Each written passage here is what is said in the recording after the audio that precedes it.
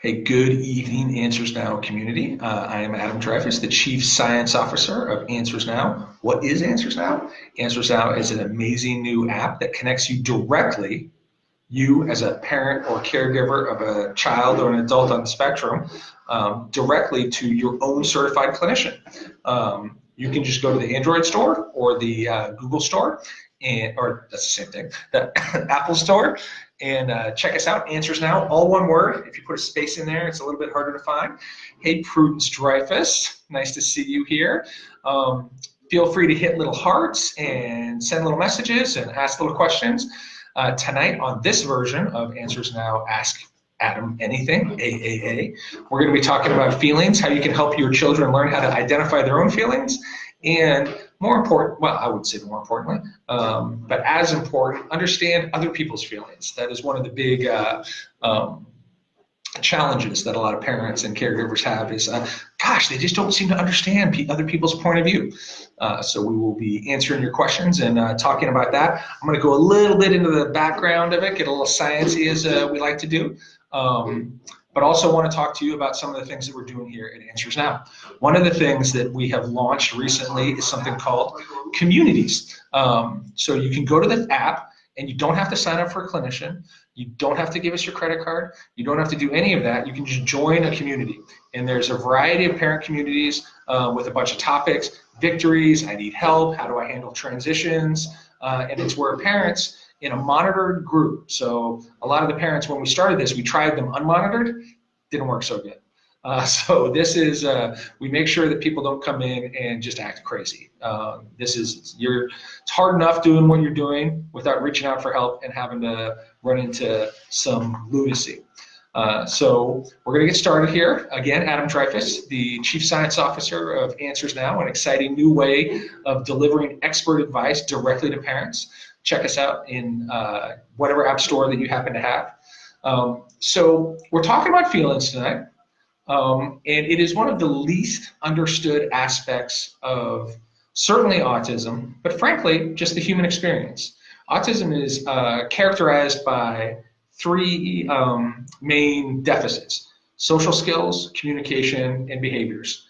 We understand the behaviors really well. We understand sort of what causes the behaviors, how to kind of teach kids new behaviors. We understand the communication part really well. We understand how to teach kids how to talk, how to promote more language. We're going to be talking about that a little bit. We're going to answer some questions that come out of our communities. But that last one, social skills, that is a challenge. We can reverse engineer talking. Adam talks like this. He was a baby. We can build up through those steps. Behaviors, we can figure out what's kind of causing the behaviors and teach new behaviors. But think about it just for a second, sitting there in front of your computer, listening to this. How are you social? How do you know what other people are thinking? How do you know, frankly, what you're feeling? How accurate are you as a reporter of your own experience? This is not a, I'm not trying to be cute by this. It is only through understanding how typically developing people kind of put together experiences that we can develop really good interventions to help people who are missing or have deficits in those. And so when we're talking about feelings, and especially as it relates to autism, what comes up all the time is they don't seem to understand what other people are thinking and feeling. And that is a partial truth. But the first question we want to ask is, hey, you, Mr. and Mrs. Typical Person, how do you know what somebody's feeling? How do you know what their experience is? How is it? And so the word that we usually use for this is empathy, right? Oh, I empathize with that person. I can feel what they're feeling. And really obvious examples of this are like you see somebody in distress, crying, and you feel, oh, I feel kind of sad, right? Like I'm having an emotional reaction to them, and I have no idea why they're crying. Whatever happened to them that's making them cry was not my experience, and yet here I am feeling kind of sad. Think of movies you've watched. You laugh, you cry, you have this connection to other people. Now, there's one of the biggest myths about autism is that folks on the spectrum don't have this connection, that they lack this somehow. I will say this with absolute certainty. I have never, not once, worked with, met, dealt with, encountered spent time with somebody on the spectrum who didn't want to connect with other people, who didn't have that same drive to connect that we do. So what's going on there? What exactly is this phenomenon that we're trying to describe, this so-called deficit in them understanding other people's feelings? Well, the most common sort of theory that you're going to come across if you type in, why don't autistic people understand other people? You're going to come across something called theory of mind. And all that means is somehow human beings have the capacity to somewhat understand what other human beings are feeling and act accordingly. I walk into the room, I've got Allison sitting here who's helping me put this on tonight, and most of the time she's looking very professional and she's answering questions. But if I walked into the room and she was crying, it would change my behavior. Like, oh, like what happened? And she might not respond to me. She might not say anything. She just keeps crying. And so I'd give her a hug, I might get her a glass of water. Like, it's going to change all my kind of behavior because I'm feeling her distress. What is that? How am I doing that? What kind of superpower is that? So that's called theory of mind, the fact that we can somewhat understand someone else's internal state by looking at their external state. And it is certainly true that people on the spectrum struggle with picking those things up. We're sitting here at our very fancy offices here at 1717 Cary Street in Richmond, Virginia. I kind of did this one on purpose. I'm in one of the offices here, and the cleaning crew is here, so we're just telling them to be quiet. So we're talking about feelings, we're talking about theory of mind, and one of the breakthroughs that we really had in understanding this comes from an Italian researcher, and they were researching monkeys. And they were trying to figure out very specific pathways in the monkey brain that happen when they pick something up. They were looking at motor neurons. So they're trying to see, like, what part of the monkey brain fires off when a monkey picks up a ball. So they were they were tracking all of this stuff, and what happened was one of the researchers picked up the ball, and the neurons in the monkey's head that fire when he picks up the ball fired when he saw a researcher pick up the ball. And it opened up this whole new idea that we have these neurons in our brain that they call mirror neurons that fire when we see other people doing stuff. So it partially explains, like, you're watching a football game and a guy makes a big catch and you jump up and you feel it. It's because literally there's a part of your brain that is experiencing that as if you were doing it. Like the part of your brain that would have fired if you jumped up and caught that ball, there's a pathway right next to that goes up there. And so this begins to maybe explain a little bit how a lot of neurotypical people understand what other people are feeling. Now, it's not like people with autism don't have mirror neurons. What's happening, we think, maybe, is that they're not identifying that, right? They're not feeling that in their head is like, oh, that's happening to somebody else. So we've got these mirror neurons, we've got this theory of mind, we've got autism. We're not sure exactly how all these pieces fit, but we do know that folks on the spectrum can absolutely learn how to understand what other people are thinking and feeling. And we're going to talk through some of the techniques now. Want to reiterate, just as we do this, as we cross just about the 9-minute mark, I am Adam Dreyfus. I'm the Chief Science Officer of Answers Now. You can check us out at getanswersnow.com. What is Answers Now? Answers Now is a very innovative new company that connects parents and caregivers of children and adults diagnosed with autism directly to their own clinician. So you would just pick up the phone, text your clinician, ask them a question.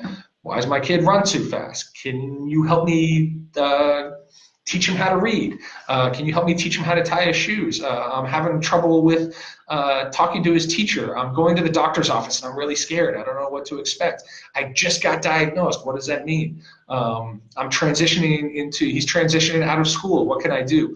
Our clinicians are all board certified and all have extensive experience working with parents and caregivers of kids on the spectrum.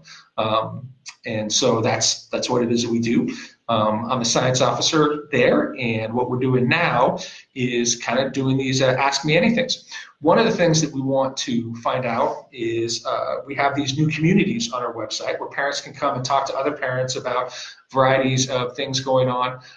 We want to do some Ask Me Anythings inside the community. So it's going to be like a text-based support. So you would just come in at 8 o'clock on a Tuesday, and you would know that in that community about transitions, there's going to be a board-certified behavior analyst. They're going to be answering your questions. You're going to hear from other parents. So it's going to be exactly like this with no picture and just typed out. So definitely let us know. Either email us or put it in the little question bar here. You can write a comment like, what topics would you like? We absolutely can customize those Ask Me Anythings to any of your topics. I'm going to, right now, before I get into some of the kind of my part 2 of this presentation, read one of the questions that has come up in one of the communities. So here's one. Going to school after a break is a challenge. How should I prepare?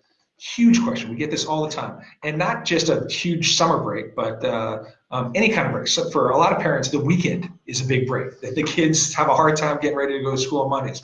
But then Christmas breaks, spring breaks, any kind of break. So specific to school, one of the best things that you can do is take your kid to school a couple of days before school starts. Usually there's some staff at school, like there's teachers and janitors there, and they're starting to kind of prepare stuff, and you can walk the halls a little bit. You can maybe walk your kid up to the locker. You can experience school a little bit. That's my number one piece of advice. Actually go to school. Just go to school, walk around, and what it does is it signals to them like, hey, school's coming. There are all kinds of books about going back to school. If you go to YouTube, there's actually some really nice, they're called social stories. So if you type in social story and autism and going back to school, it's like a little cartoon story that says, hey, I'm getting ready in the morning. I'm eating my breakfast. I'm getting on the bus. And that has worked, not for every kid, but for many, many kids. That's a really effective way of letting them know what's coming, letting them prepare a little bit. So that's a great question, and it is certainly a question that we do answer in our communities, which are free to you. And for sure, that's something our clinicians deal with all the time, and can really help you customize exactly to your kid a plan, a strategy based on your feedback and your knowledge and expertise of your kid that can hopefully result in a successful transition back to school. So I'm going to talk about this is like my part 2 here on our Ask Me Anything about feelings. So we've got mirror neurons. We've got this theory of mind. What are some of the theories out there that researchers have used to explain, like, why do we have this empathy? I think this is interesting, but it's what I'm hoping to do is that also when you hear their theories, it can sometimes help you think about new strategies for your own kid. So one of the theories is, and it's out of this great book by Chris McDougall called Born to Run, about barefoot running. And it's this idea of, like, where does empathy come from? And so his book is about the reason that human beings look the way that we do and run the way that we do is that, 1,000 years ago, we used to run animals until they fell over, and that's how we hunted them. We weren't faster than them. We didn't have great tools. We didn't have great weapons. But what we could do that other animals couldn't do is we could run way further than they could. And they call this persistent hunting. I'm just going to, so if you think about it, a gazelle can run for about 60 seconds before it has to stop. So like it sees a lion, it's gone for 60 seconds. But its heart rate gets up so high that it has to stop after 60 seconds. Well, a lion gives up once it disappears around the corner. But us persistent humans just keep coming. We might not be as fast, but we're not going to give you a chance to rest. So I'm going to make this a little bit shorter. The idea is that the humans who are tracking these animals often lost sight of them. So they had to stop and think, all right, if I was a gazelle and I was looking at what's out here in front of me, which way would I go? And according to Chris McDougall and some of the sort of the evolutionary biologists, the idea that hunting is really what was the birth of empathy, where we began to imagine what another creature was going through. It's a little sad because the whole point was so that we could eat them. And nowadays we use it to meet at Starbucks and talk about how we don't like work. So it's come a long way. But if you think about that, like it's this basic instinct to, there's a reason that you need to understand what that other creature, in our case, mostly humans, is thinking. So that's one theory behind empathy. The second one comes out of evolutionary biology and is a little darker. It's essentially the idea that we're really social animals, right? I want to hang out with Allison, I want to hang out with Brian, not for nothing. We didn't get invited to dinner tonight, just saying. We wanted to go, but they didn't. We're not the cool kids. We got to sit here and do this. Ask me anything. I'm hanging out here with Prudence Dreyfus, though, who's one of my favorite people on earth. Pepper and Sonia. Oh, I don't even see that. Yeah, I'm saying it. How come I'm not seeing it? That's weird. Anyway, hey Pepper, hey Sonia. For whatever reason, I am not getting the feed going by me. So this second theory is, all right, we're really social, but we're really selfish. So let's take me for an example. I'm really social. I want to talk to people, but I'm really selfish. I just want what I want when I want it. But everybody knows that about everybody else. We're all social, but we're all selfish. So what's a really good skill to have? Being a little deceitful, right? I'm on a date. I don't want someone to know, like, hey, all I want out of this is I want you to be the mother of my baby. Well, what? That's a bad opening line. Trust me, I've used it. So we have to kind of lie a little bit to make sure that we get our needs and wants met. Well, the theory of mind here says that what the voice in your head, the consciousness is doing for you is it lets you lie to yourself. So you get to be really selfish, but the little voice in your head is like, oh, Adam, you're a really good guy. You're a really nice guy. That's really what it is at the core of it. Like, you work with autistic kids, you're nice to dogs, you're a nice guy. Why is that important? The more I believe that, the more sneaky I can be. And like I said, it's not the nicest thing. And the last one, and this is my favorite one. Frankly, Prudy, this is for you. So this is my favorite theory of where this came from. 150,000 years ago, human beings, super isolated, not very social, did not have much theory of mind, not much empathy. We were largely hunted by ourselves. And then what happened? What happened about 150,000 years ago? We intersected with dogs. Dogs, highly social, hunt in packs, and instead of us domesticating dogs, as the traditional thinking goes, it's more like we became partners. They taught us how to hunt in packs. They taught us how to be social. They taught us how to take care of each other. So it wasn't like we were this really sophisticated creature 150,000 years ago. It was like, oh, I'm going to take this dog and domesticate it for my own good. It was more like we weren't very good at what we were doing, and the dogs were like, you know what? Those humans know how to make fire. We like fire. We don't know how to make fire. Maybe we can hang out with them. We'll teach them how to, I'm of course making this a little bit sillier than it is, but there's a legitimate theory that that's how, at that intersection of sort of packs of dogs and humans that hung out with them, is where a lot of our socialization was born. All right. That's it for my little science experiment or explanation. Just to remind you, my name is Adam Dreyfus. I am the Chief Science Officer of Answers Now, Get Answers Now. Oh, here we go. I got one. I did see that one. I don't see why I see. So Elena asked a question. Is empathy a learned behavior or is it intrinsic? So I would say that is a chicken or the egg question, Elena. I don't think we're ever going to know that. What I hopefully went over a little bit with some of those funny, weird, but actually true science-based explanations is that the thinking is that empathy was not something that was intrinsic. It is something that we developed fairly recently. Those were all three explanations for how we developed it. So I would argue that at some point we learned it. And I don't know that I would say today that it's intrinsic. I'd say that it's something that's taught. We're born awfully selfish. Hang out with a 1-year-old, and not a lot of empathy coming out of a 1-year-old. It's something that you learn. But I'm a little bit out on the ledge on this one. This is more my opinion than some hard scientific fact.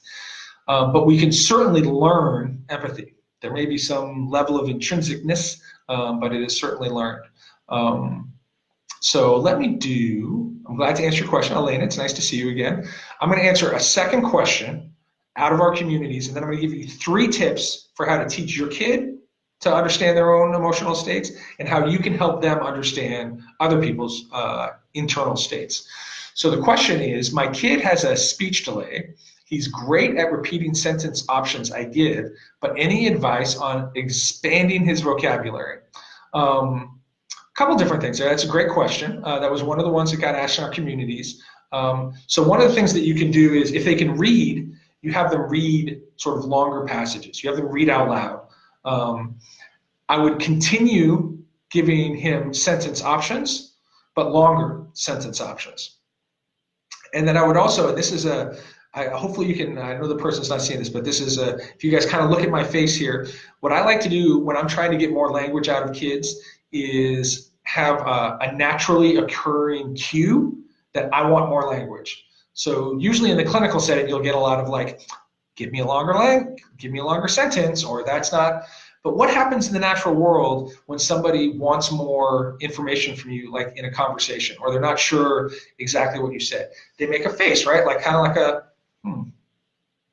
like I didn't quite understand you. And I will exaggerate it. So the kid will say something, and I'll be like, And it's nonverbal. I'm not telling them anything. What I'm trying to signal is look at my face, and what you should be reading is, I didn't understand what you said, and I want more information. And kids can learn that cue in the same way that you would learn the cue. Like if you were talking to me and you're like, hey, I was like, well, kind of lean in, make a little like, what? What did you say? Kind of face it. And you're like, oh, what I want you to do is pick me up at 3 o'clock tomorrow at the bus stop.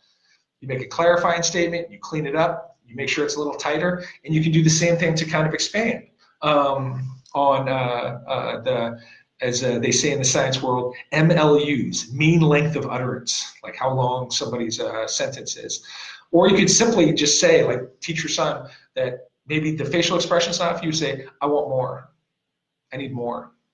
And then reinforce them for that. You want to, like, when they give you more, give them a hug, give them a high five, give them like, that's what I'm talking about, something that they like. So that's a really good question. And that came out of our communities. Adam, what are these communities you're talking about? Great question. They are our newest feature.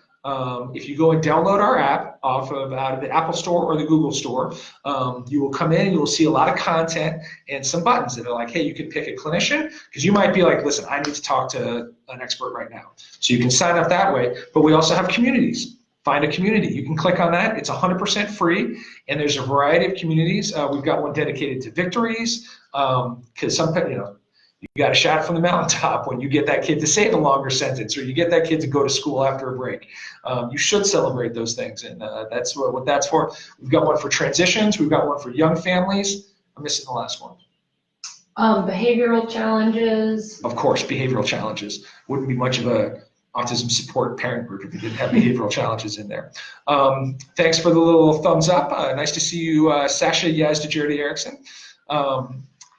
We've got the full team here. So at this point, I am 23 minutes in. I'm going to go into 3 ways that you can help your child understand their own emotional states and understand others. And these are very simple, easy to do. So the first one, and this is where when you see a lot of kids, 5, 6, 7, 8, but even 15, 20, 25, they don't understand their own emotional states. How is it generally taught? Usually it's someone like me sitting at a table with a flashcard that has a picture of a face on it, like a sad face, and I'm holding it up and I'm trying to get them to say sad face.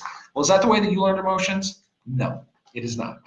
The way that you learn emotions is in the moment, when you were feeling an emotion, somebody said what that emotion was. And that's exactly what I want you to do. So like if the kid falls down and skins their knee, say pain, that's pain.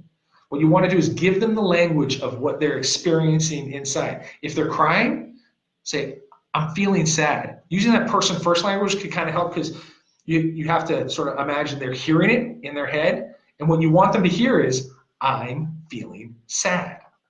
So they're internally hearing what is happening to them. Same thing with happy, same thing with any of them. You want to catch them in that emotional state and just label it. Just say, that's, happy, sad, crabby, whatever your words are. Some are very difficult. Ambivalent. I don't know if I would be like, hey, you're ambivalent right now. That's a really hard one. If you think about it, there's all these sort of internal states that we struggle to have the language with. It's one of the things that makes it so difficult to teach somebody how to go to the bathroom and when to go to the bathroom. Because, and we all sort of know this instinctively, your desire to go to the bathroom starts way before you're thinking about going to the bathroom. So I can't look at somebody and say like, oh, in 25 minutes, they're going to need to go to the bathroom. But that's what happens. Your biology starts to change. Your body starts to get you. By the time you're aware, like, whoa, let me start looking around for a bathroom, it's pretty far along in the process. And how do you teach somebody to identify that internally when you can't see it? We do it with the little kids, because what do? They do the little dance. Oh, I got to go to the bathroom, cross their legs. And you'll say to them, hey, it looks like you have to go to the bathroom. And what do they say? Nope, I don't. And they will frequently pee their pants right after that. So label their emotional states when they're, and anyway, hey, you're being calm. You look content. What you want to do is give them words for their own experience. And I would do this even with nonverbal kids. If you don't know how much they understand. A lot of kids don't talk, but they understand a lot of what is being said. We call those listener skills. There are kids who don't have any speaking skills, but they can understand hundreds, if not thousands, of words. So yes, give them the words in the moment. I will go to the second one, and then I'm going to jump to a communities question. So the second one jumps it out a little bit, jumps it to other people. So it is the most challenging part of it, right? Is to get our kids to understand, other people's internal states. A quick reminder here, I try to do it at sort of fixed times. I am Adam Dreyfus. I'm the Chief Science Officer of Answers Now. That is a new service that delivers ABA directly to parents of children on the spectrum. So it's an app. You go and you sign up. You go to your Apple Store or your Google Store, and you download it for free. There's all kinds of information on there for free. One of the main things that we are talking about right now is we've just started communities. We want to have a place where parents can come that doesn't cost them any money, that is a very low barrier for entry, where we provide really good information in a safe environment and answer their questions. We're going to do, well, we're not sure yet, we're asking you right now, should we do events like this inside communities where you would sign up and you'd be able to ask questions via text. So yeah, definitely check out those communities. So most of the kids that I've worked with, not all of them, and adults, like to watch something, a show, something visual on a phone. And so this piece of advice is you want to make sure that you're watching something they haven't seen before, so they don't know what's about to happen. It should be something that they're interested in, so they're paying attention to it. And you just hit pause, and you ask them, what do you think is going to happen next? What that does is it forces them to try to guess what the people are going to be doing, which is exactly what empathy is. No matter what you think about how accurate you are, you're just guessing. Like somebody's crying and you're guessing they're sad. They might not be sad. It's a guess. This is very difficult for a lot of our kids on the spectrum to do. So I remember one kid I worked on this when I started doing it. I'd stop the show and I'd say, "Hey, what do you think is going to happen next?" He goes, "Well, I don't know. It hasn't happened." I said, "Well, I know. You're right. It hasn't happened. But what do you think is going to happen?" "How would I know? It hasn't happened." I said, "I know, but I want you to guess. I want you to think about what's happened so far and think about what is going to happen next." "Well, how can I do that? Because I haven't."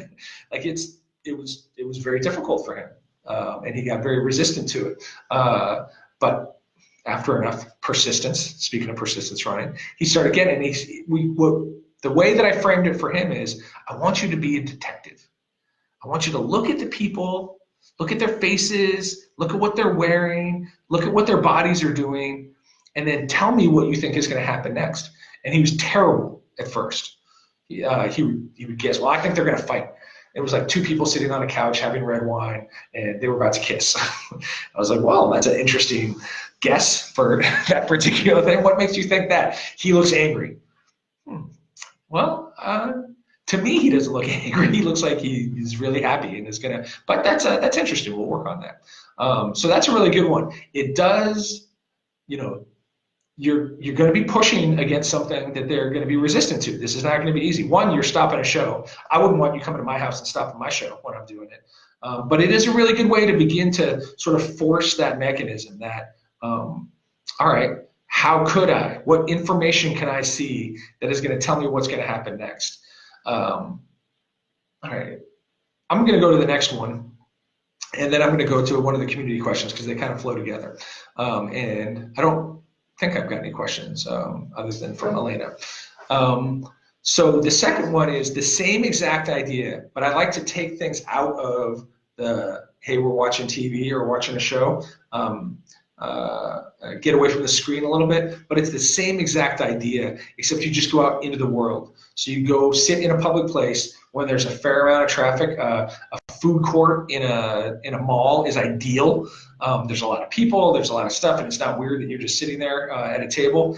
And then you just look around and you say, oh, see those people over there? What do you think they're saying? Well, I don't know. I can't hear what they're saying. Well, no, I understand that. But look at their faces, look at their bodies. Think of, and then I would model it. I'd say, oh, it looks to me like what he's saying is, hey, we should go to the movies. Oh, look, she's saying, no, I don't want to go to the movies. I think we should go shopping some more. He said, well, how do you know that? I said, I don't.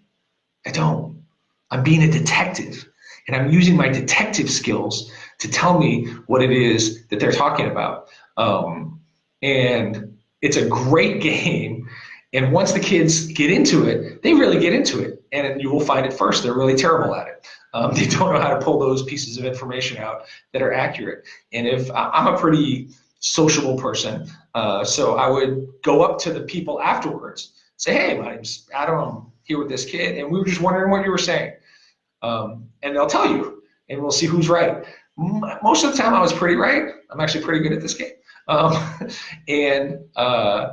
But it's a great way, a safe, easy way to get kids thinking about what information can I pull out of the world that tells me what people are thinking. Because they'll say, like, well, I have no idea what's going on. I'm like, right, most of us don't have any idea. But here's how we do it.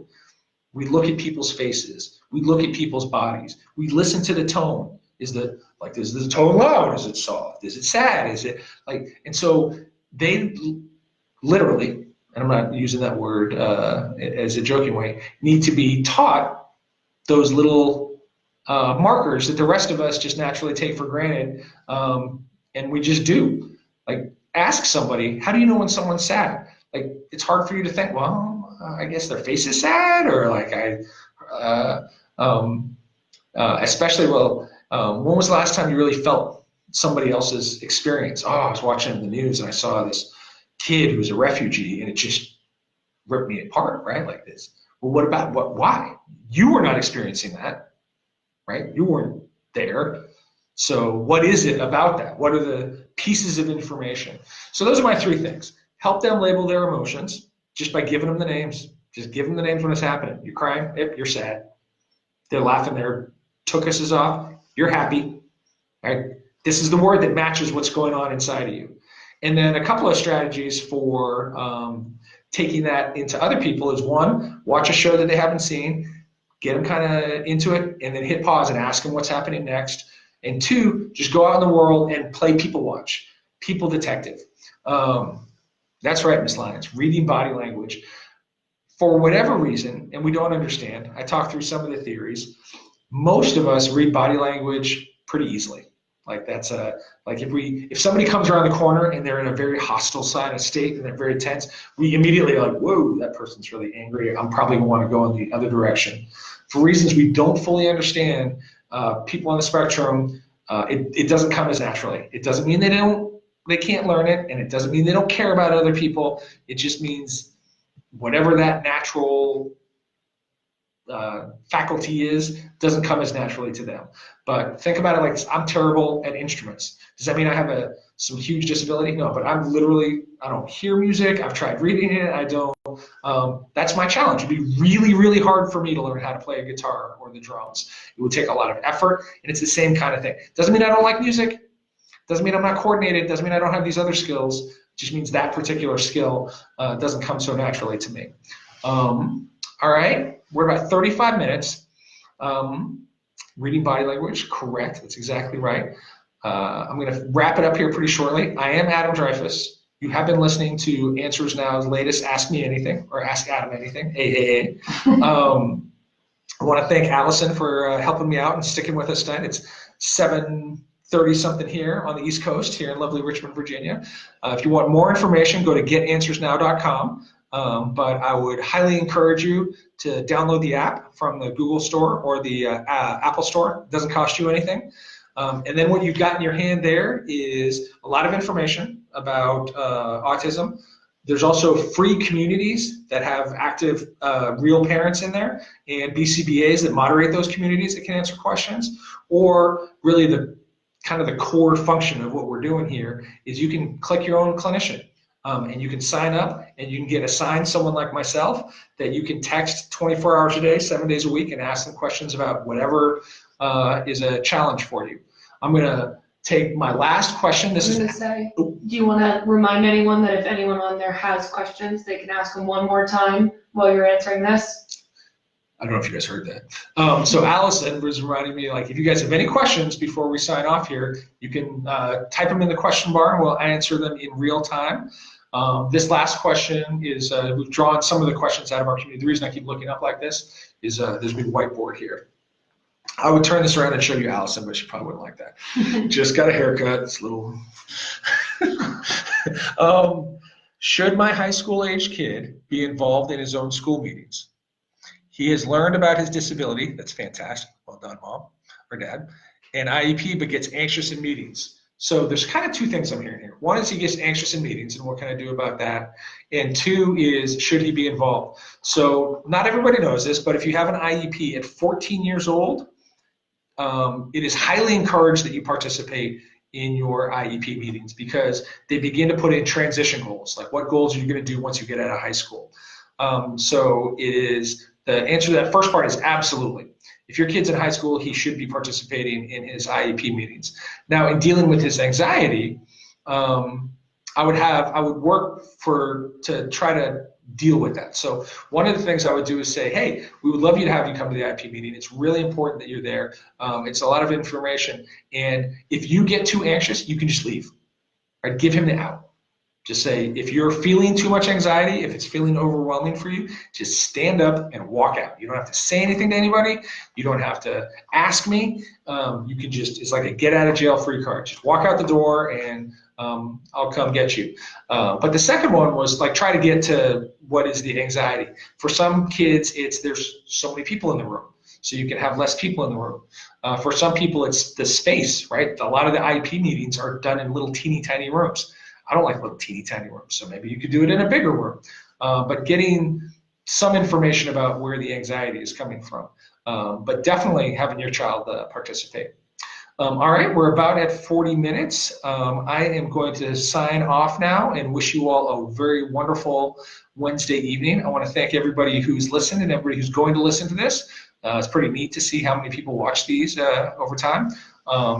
And thanks, Allison, for helping out. We will have another one in a couple of weeks. Feel free to shoot us topics. But definitely check us out at getanswersnow.com or just go download the app in your respective app store. We really would love it if you would check out communities. It's not going to cost you anything. You can go in, poke around, ask some questions, see what they're all about. But you would just download the app and then click, pick a community, select a community. Find a community. Find a community. Oh, for two, geez. All right, Purdy, always glad to see you on here. Sasha, thanks for jumping in here. Elena, thank you very much for participating. And we will see you next time. But as always, we're really easy to get in touch with. There's lots of emails all over Get Answers Now. You can sign up in here. You can put something up on our Facebook. We'd love to hear from you. So thank you very much and wish you the best.